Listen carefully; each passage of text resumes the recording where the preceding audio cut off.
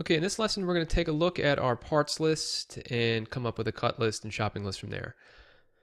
Okay, so let's start with the cabinet we just did in our last lesson, which was the base cabinet. And what I did is I took all those dimensions we had written out, and I kind of threw them in this Excel table here. And I just labeled them by their name: sides, bottom, back, stretchers. I also color coded them according to if they're different.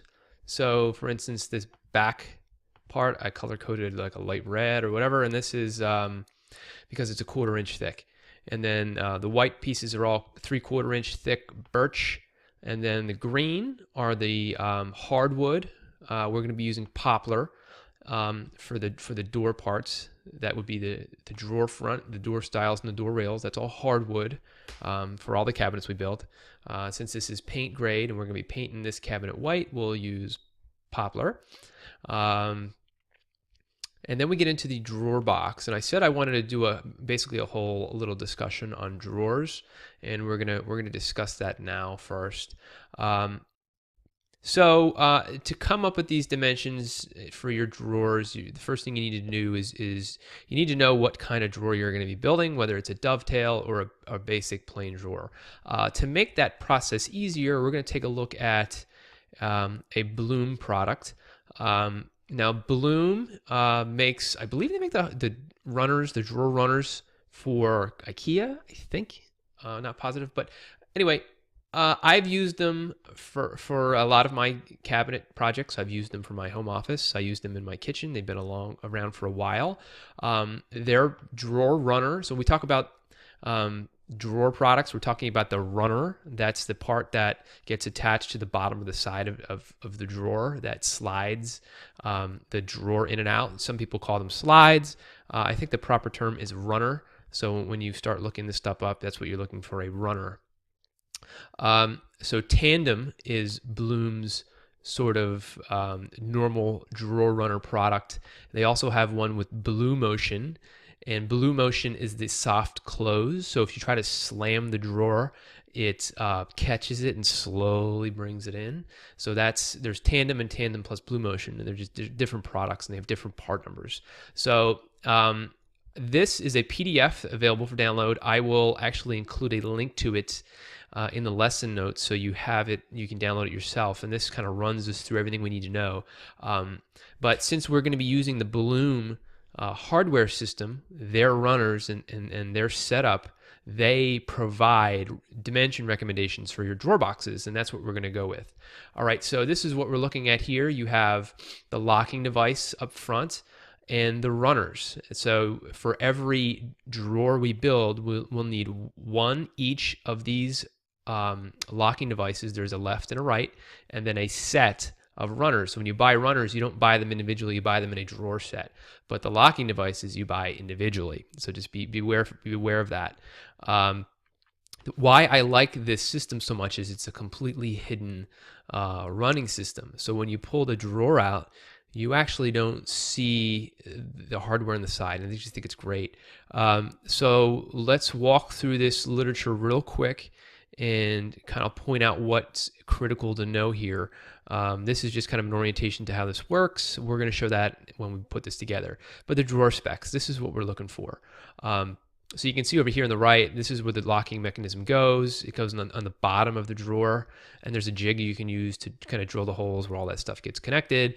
You notch the back bottom of the drawer box there and put a little hole in it. So we'll do that when we build this drawer system. This Blum and their runners are, I guess, completely secular when it comes to what you how you build your drawer. They don't care if you do dovetails or grooves and dados. They don't care. They just want to make sure the overall box dimensions are a certain set dimension. So that's what they care about. That's what makes the drawer runner system functional, is dimensional accuracy. So over here on the left, this is what we need to pay attention to. But first, let's scroll down a little bit, and we'll kind of start with something here. First, they have this documentation goes through a face frame application and what kind of setup you need.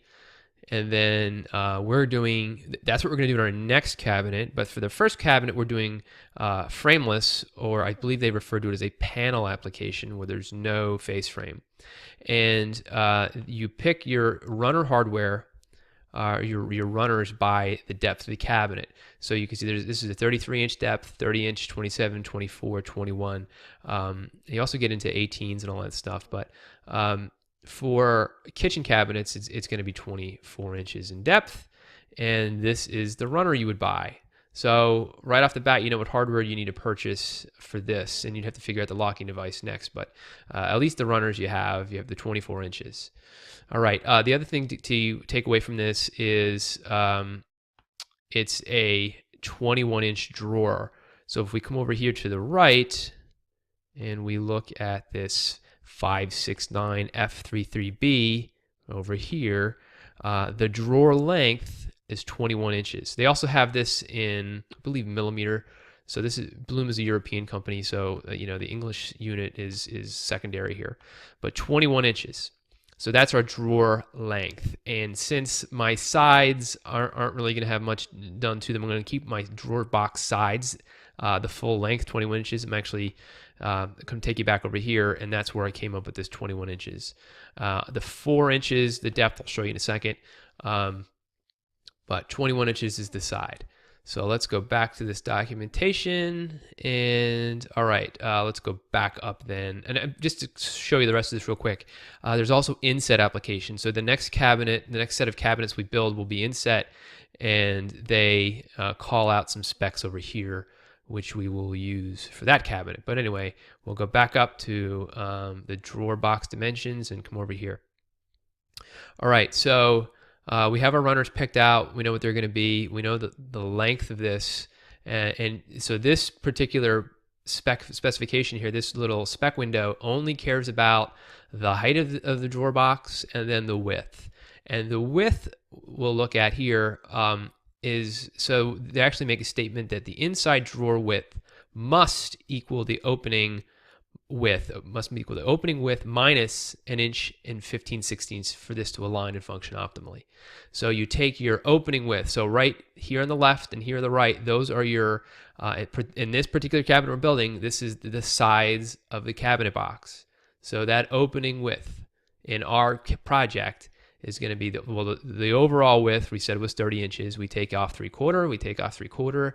That's 1.5 inches. So our opening width is 28.5 inches. So what you do is you take that opening width and you subtract 1 15/16 of an inch, and you get your opening width. You get the inside of your drawer.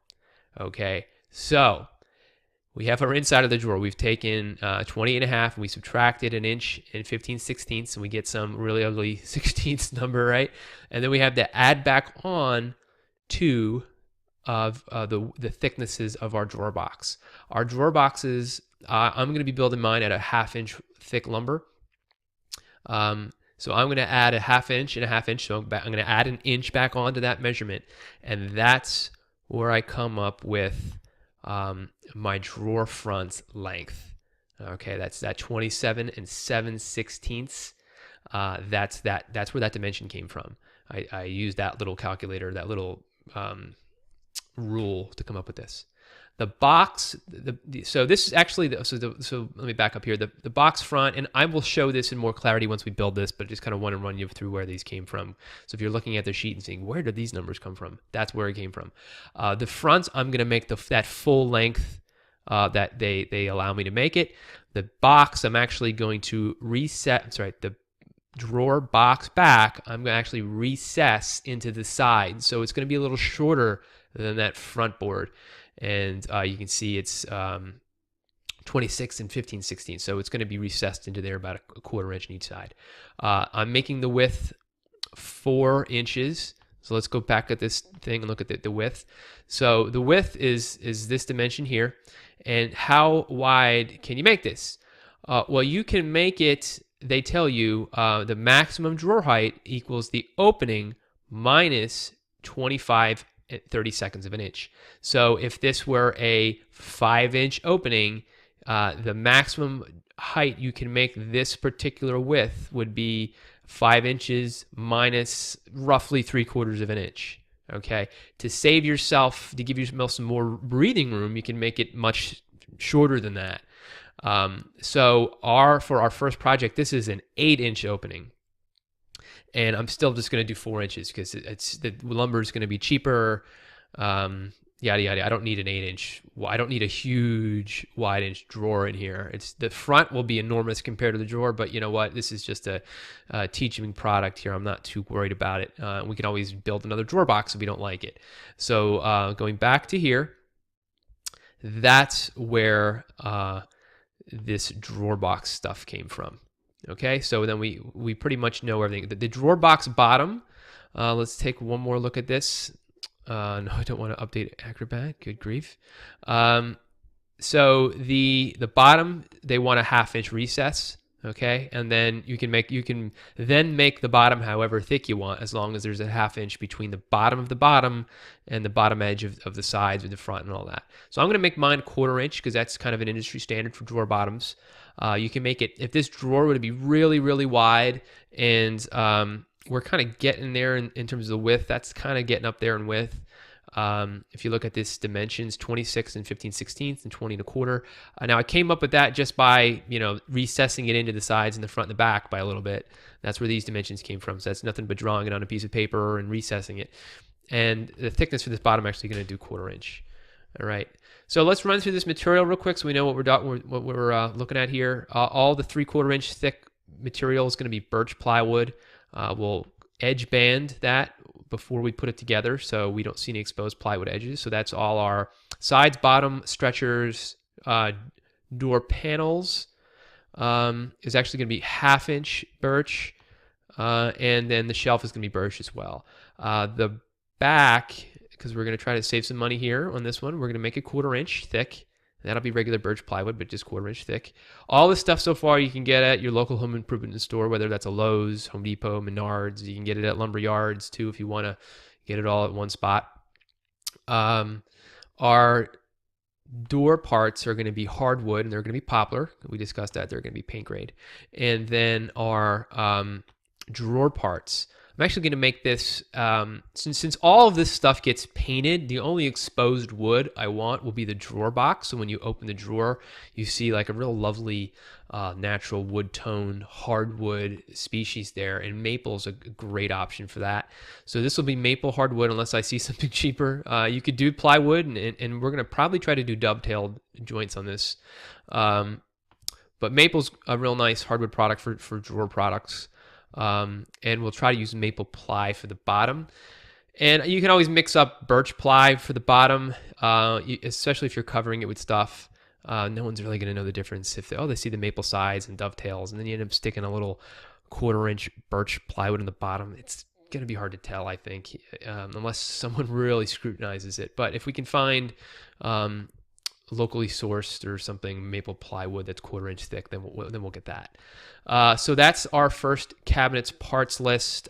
Here's the top cabinet. No drawer parts on this. These are my door parts.